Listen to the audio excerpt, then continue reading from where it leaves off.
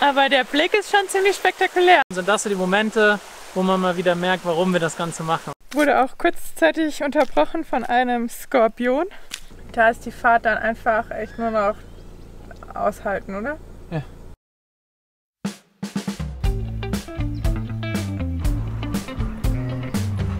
Guten Morgen und willkommen zu einer neuen Folge mit uns, mit Neuland Stories. Wir sind mittlerweile ein ganz schön weites Stückchen aus Bogotá rausgefahren und stehen hier auf einer großen Wiese bei einem Hotel, wo wir auch duschen und Pool und so benutzen durften. Ich bin schon frisch geduscht, Basti ist gerade noch duschen und ich mache uns jetzt erstmal noch eine Runde Kaffee.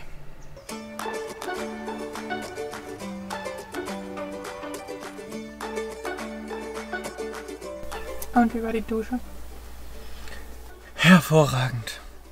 Tut immer wieder gut, refreshing und sauber. Die Temperaturen sind auf jeden Fall jetzt wieder etwas wärmer. Ich glaube, wir sind auch mittlerweile nur auf 1500 Meter oder so irgendwas. Also es ist echt verrückt. Immer wenn man wieder 1000 Höhenmeter hochgeht, wird es kühler und sobald man es eigentlich nur wärmer haben möchte, muss man wieder ein bisschen runterfahren. Wir werden jetzt aber gleich zusammenpacken, denn wir haben heute noch wahrscheinlich eine wildere Fahrt vor uns. Und du meinst, du kommst aus der Box raus? Weil wir haben ein richtig schönes Ziel geplant, aber wir wissen schon, dass die Route ein bisschen tricky wird. Also mal wieder ein Offroad-Test für unseren Groot. Mal gucken, wie er es macht.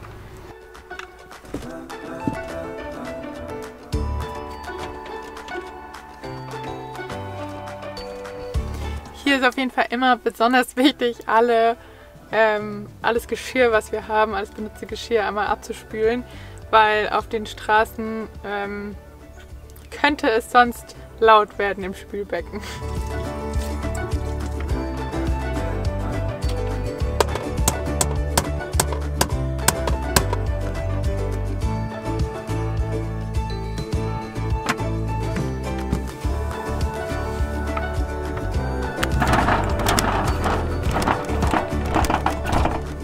So, alles ist verstaut, verpackt, mit Haken befestigt. Wir sind also bereit für eine weitere Fahrt auf den wilden Straßen Kolumbiens. Ich mache schon mal das Tor auf, durch das wir reingekommen sind. Das war schon beim Reinfahren ziemlich tricky. Jetzt hoffen wir, dass wir auch wieder gut rauskommen. Gerade! Stopp!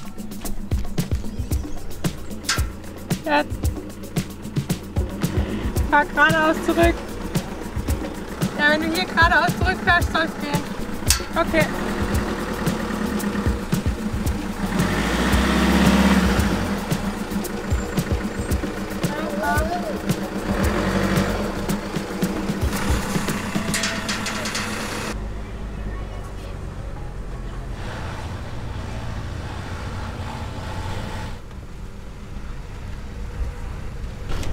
Da wollen wir hin. Wir wurden schon vorgewarnt, dass die Strecke es in sich hat, aber es wurde uns auch immer wieder gesagt, es lohnt sich. Basti ist noch nicht so überzeugt. Es dauert halt. Es dauert halt. Vielleicht bleiben wir auch einfach mal 2-3 Tage da dann. Dann kommen wir nie aus Kolumbien raus wahrscheinlich. Seid froh, dass ihr euch nicht die ganze Fahrt hier im Video angucken müsst. Ja, weil für euch sind wir quasi in ein paar Sekunden da.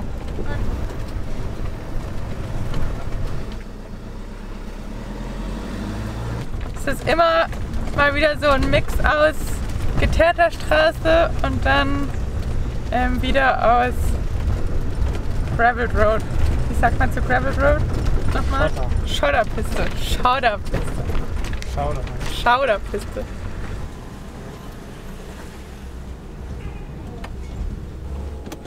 Hola, buenas tardes, ¿cómo estás? ¿Cómo estás? Bien. Te informo que en 1 hora te doy bien. ¿Una hora? Sí, Ok, exacto, perfecto. No problema de esperar. Okay. Gracias. Okay, 1 Stunde meinte sie, so lange können wir warten. Das Gute ist, wir haben noch nicht gefrühstückt. Das holen wir jetzt nach, weil wir hier sowieso eine Stunde warten müssen. Und dann geht's gestärkt weiter. So ist es.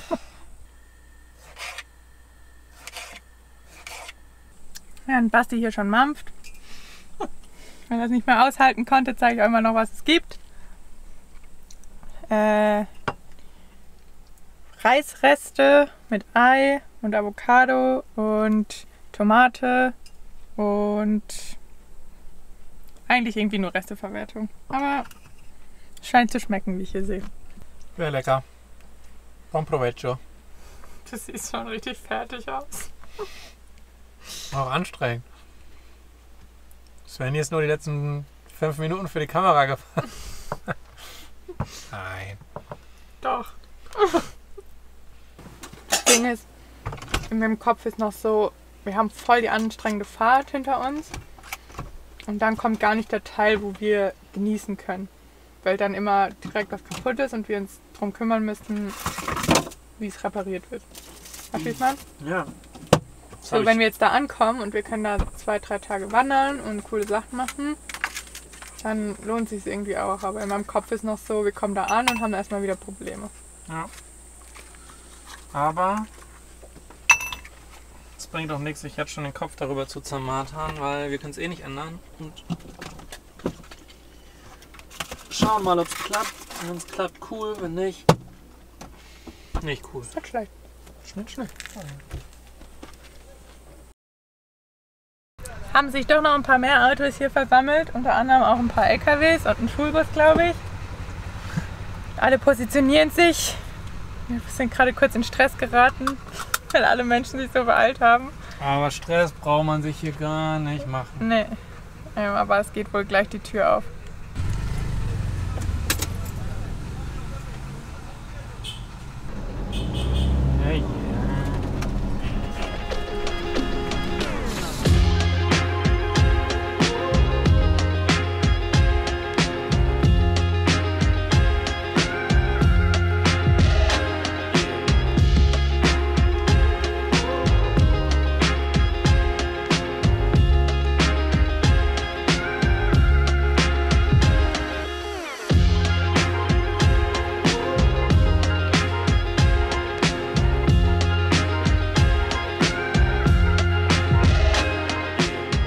So, wir sind aus der Baustelle raus.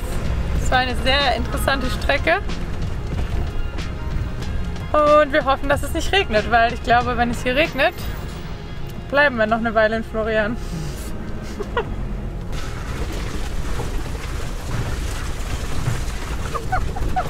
Schnell. Glatt gezogen.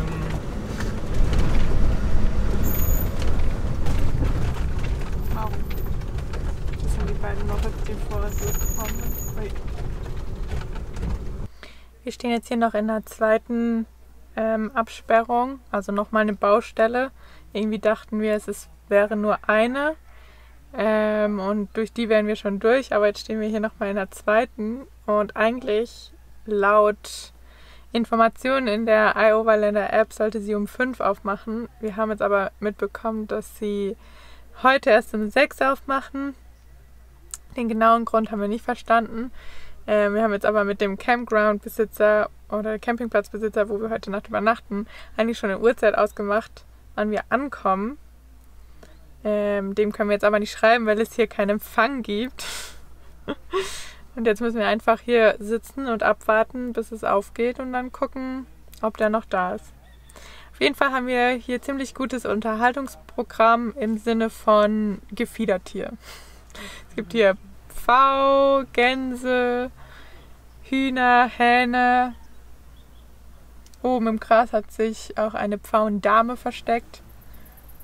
Und irgendwie fühlt sie sich, glaube ich, auch beobachtet.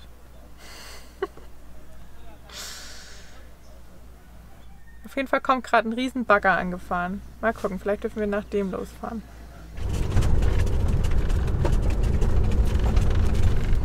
Ging jetzt doch schon früher los. Halleluja, da kam ein bisschen was runter. Hier gab es wohl einen kleinen Erdrutsch. Nicht nur einen kleinen. Aber ich glaube, die Baustelle wird hier auf jeden Fall noch ein bisschen dauern. Aber es sieht so aus, als würden wir doch noch im Hellen ankommen. Das ist doch schon mal ganz gut.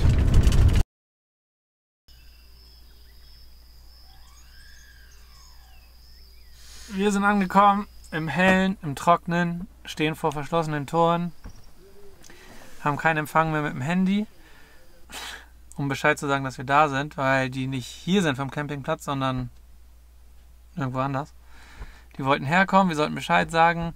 Jetzt hat Svenny mit hervorragendem Spanisch bei den Nachbarn rausgefunden, konnte das klären, dass die da kurz anrufen. Hat voll gut geklappt.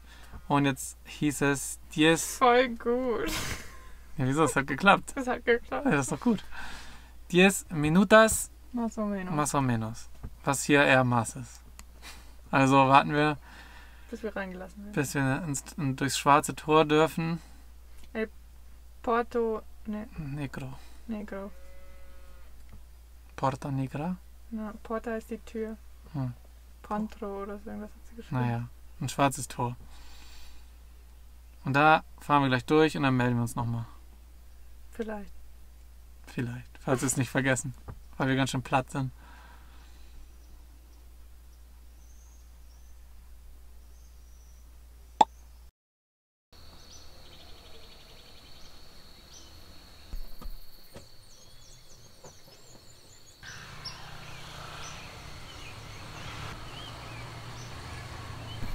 Wir haben es geschafft, wir sind angekommen. Ich hätte es nicht für möglich gehalten, dass wir das heute schaffen.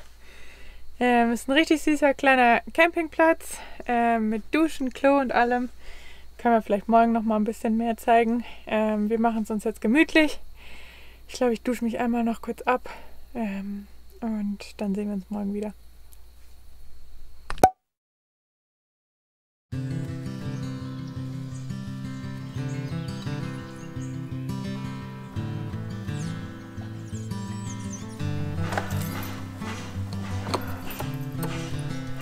Lust? Guten Morgen bzw. guten Vormittag. Wir haben unsere Rucksäcke gepackt und machen uns jetzt mal auf den Weg zu der kleinen Wanderung, die wir vorhatten und warum wir uns hier 4 Stunden lang gestern hergeprügelt haben.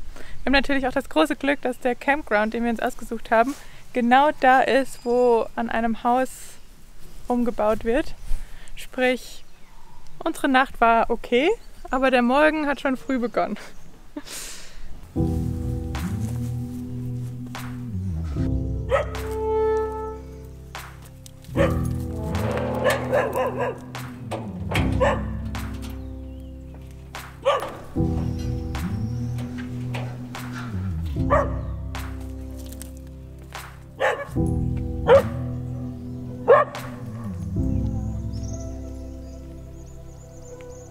Das ist die erste richtige Wanderung seit Ewigkeiten. Ich glaube seit Kanada oder so.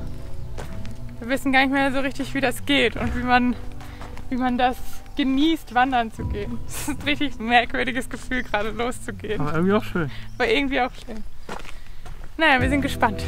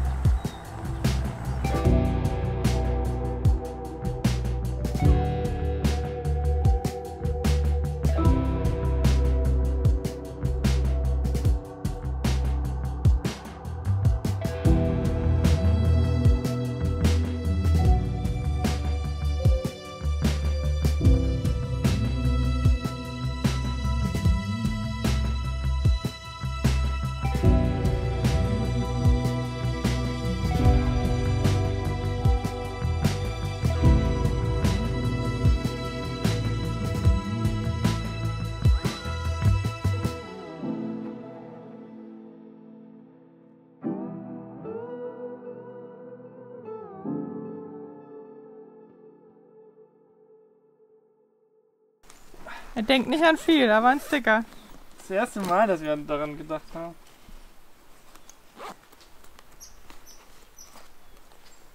Unser Note-Sticker. Nicht schön. Aber selten. Was man so bekommt für $6, wenn man 120 Stück machen lässt.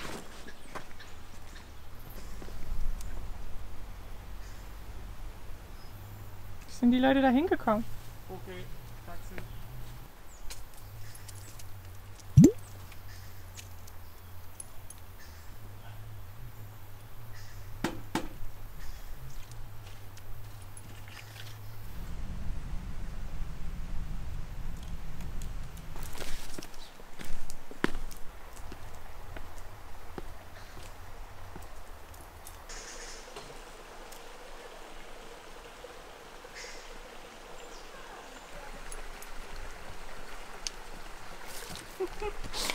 Erste Challenge für Peps. Brücken, vor allem wenn sie sich bewegen, findet sie nicht so gut. Aber gemeistert. Gemeistert.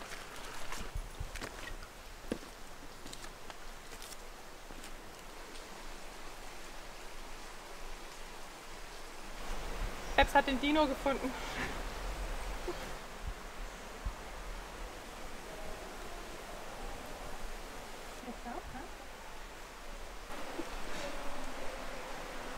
Wir sind zur Ventana de Desquizocque. Keine Ahnung, ob ich es richtig ausgesprochen habe. Aber ja, das ist quasi ein Loch im Felsen und auf der anderen Seite geht der Wasserfall runter.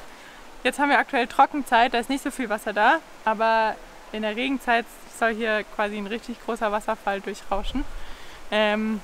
Aber dafür ist es für uns einfacher, da durchzusteigen.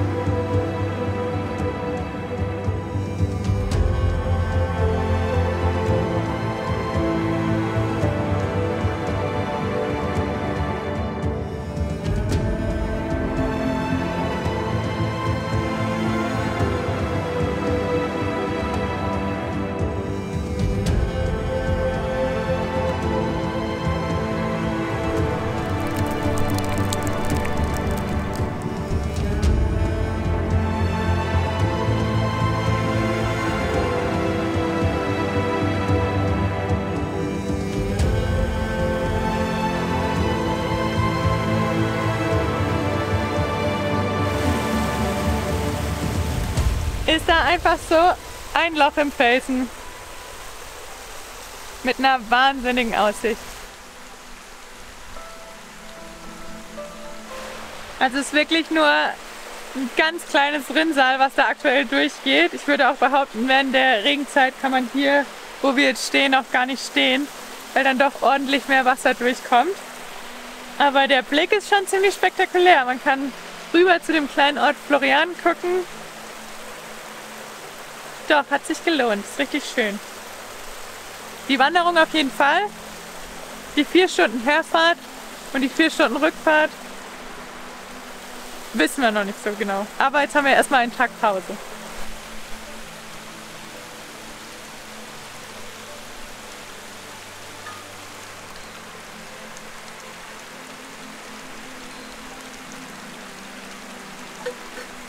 Nach diesen ganzen Strapazen, die wir hatten und irgendwie gar nicht mehr wussten, ob wir noch so viel Energie zum Reisen haben, sind das so die Momente, wo man mal wieder merkt, warum wir das Ganze machen. Es tut so gut und gibt, glaube ich, so wieder eine Idee davon, wie das Reisen hier sein kann. Genau. Peppi sagt ja. Was wollte ich sagen? Ja, und dass wir uns mega drauf freuen, solche Momente jetzt wieder mehr zu haben und hoffen, wir haben das alles andere hinter uns gelassen. Schlechtester Clap ever!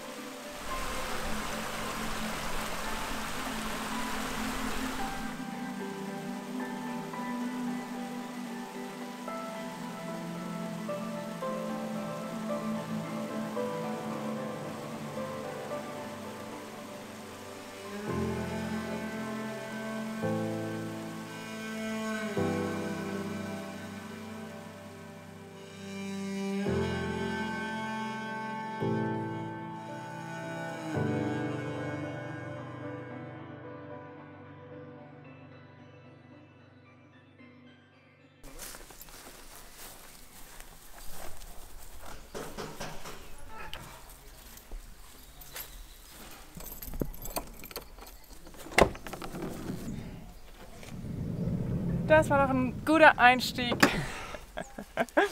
wieder zum Wandern. Die Stufen am Ende, die wir runter sind, mussten wir wieder hoch. Da haben wir erstmal gemerkt, wie wenig Kondition wir haben. Aber jetzt gibt es erstmal einen Smoothie, oder? Yes. Geil.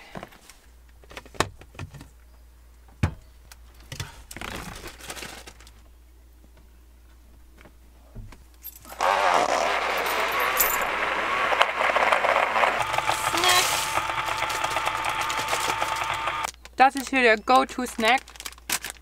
Plátano verde.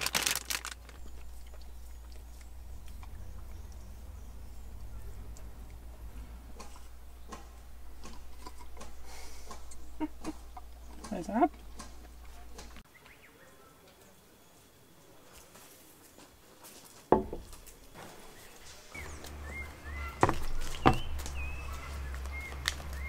Machen wir eine neue Runde.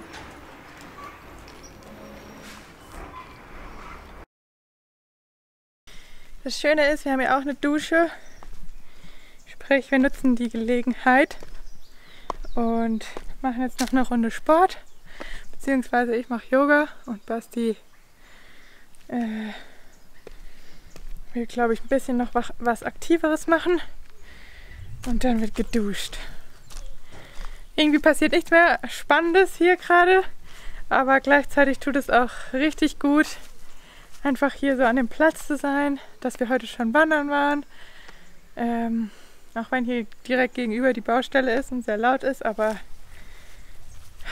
gerade über den Tag geht's und jetzt nutzen wir einfach die Möglichkeiten, die wir haben. Und es tut richtig gut.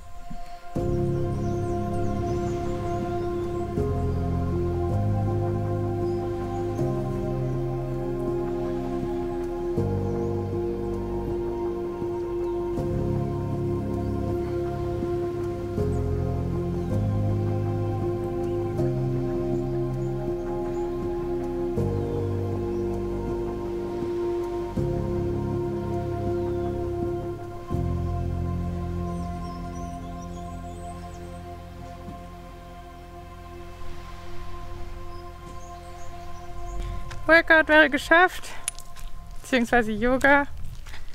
Und jetzt zeige ich euch mal unsere sanitären Anlagen, die hier auf dem Campingplatz eigentlich ziemlich luxuriös sind. Meistens sind es eher so Rohre aus der Wand, wo Wasser rauskommt. Alleine um zu der Dusche zu kommen, ist schon ein halbes Workout. Da oben zur Kabine müssen wir hin. Eieiei.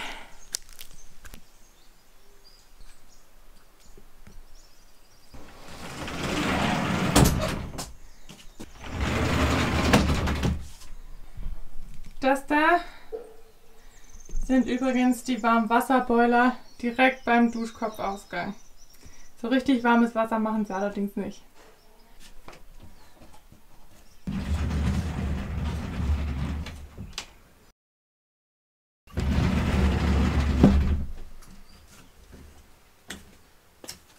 Dusche war ganz gut, nicht warm, aber erfrischend. Wurde auch kurzzeitig unterbrochen von einem Skorpion. Ich war aber klitschnass und mit Shampoo in den Haaren, deshalb konnte ich die Kamera nicht so schnell zücken. Und der ist dann in das Loch, wo man das Wasser an- und ausmacht, reingeschlüpft, bevor Basti überhaupt kam. Kurzer Schock und gut zu wissen, dass es hier auch Skorpione gibt.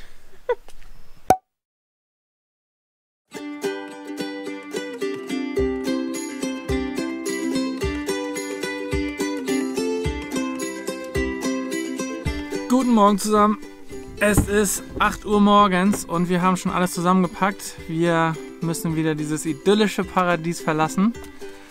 Neben der Baustelle. Neben der Baustelle. Aber die sind dann nur morgens weggefahren und haben dann nicht gearbeitet. Das war ganz okay. Es hat heute Nacht geregnet, deswegen wird diese 3-4 Stunden Schotter- und Geröllpiste interessant. Wir müssen mal gucken, ob wir da überall durchkommen und wie die Straßen da aussehen.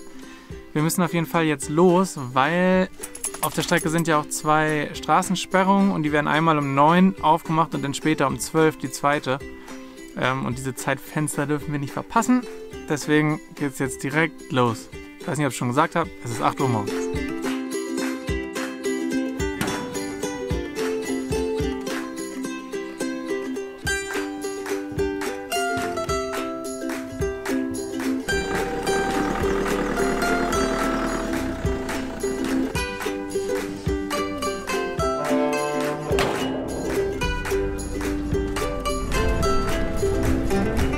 Und weil wir jetzt nur noch 2-3 Stunden den gleichen Schmuh fahren, sehen wir uns am Stellplatz wieder.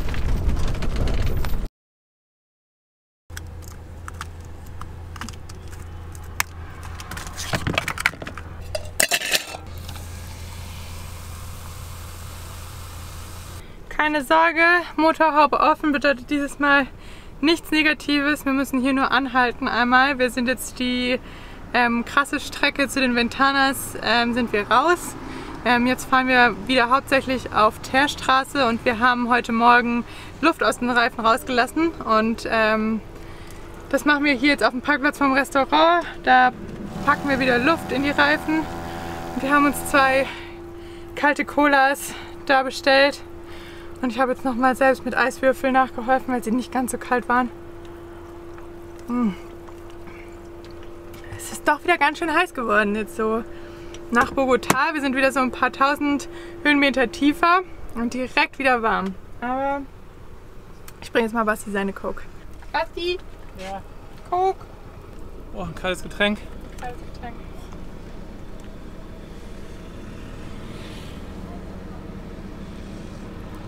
So gut. Ist fast so heiß wie in Cartagena beim Reifen auf Pumpen. Gut, dass ich nicht noch 2 Stunden aufs Dach muss. Ja, es ist echt wieder heiß geworden. Ah, Ne? ist super heiß. Ist krass.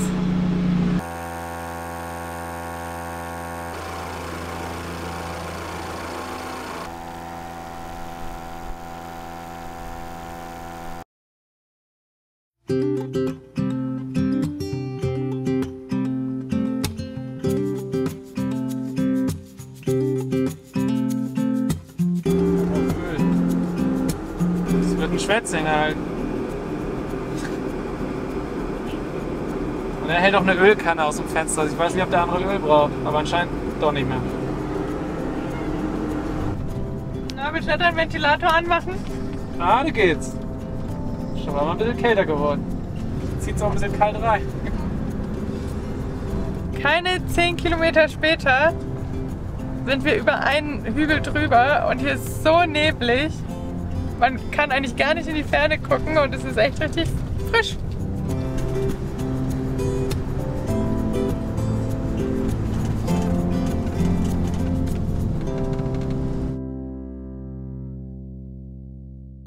Also es gibt immer so einen Zeitpunkt, da ist die Fahrt dann einfach echt nur noch aushalten, oder? Ja. Also wir sind jetzt, glaube ich, wie viele Stunden? Wie viel ist jetzt? 17 Uhr? Wir sind seit 8 Uhr unterwegs. 10 Stunden. Das ist... Und es ist jetzt auch wieder mega krass warm. Ja. Also kalt und Nebel sind überwunden.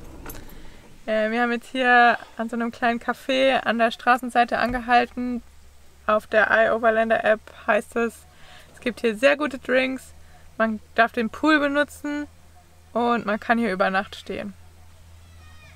Und das checke ich jetzt mal aus.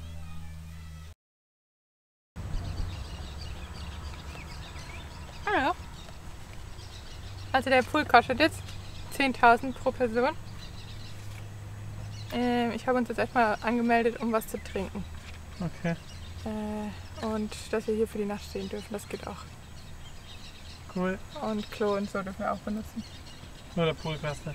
Ja. Und ziemlich viel. 10.000 pro Person. Naja, 2 Euro pro Person. Mhm. 2,50 Euro. 2,50 Nicht so. ja.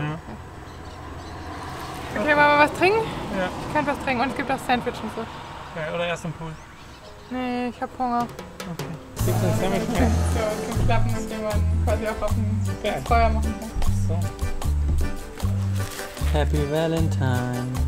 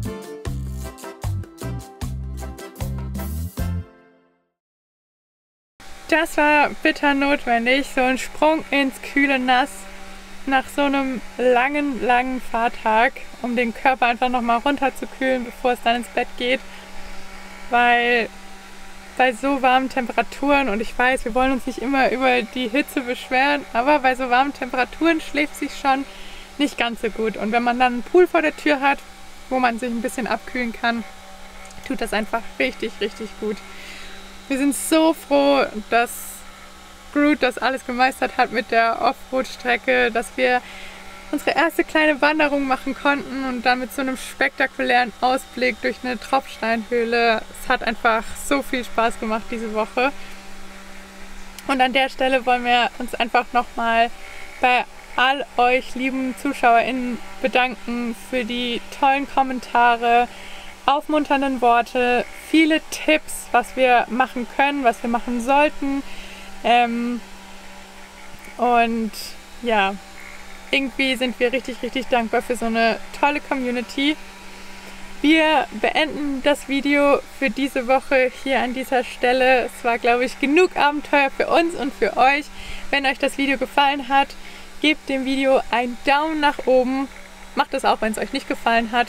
Es unterstützt uns einfach immens und ja, teilt das Video gerne mit euren Freunden und Familie.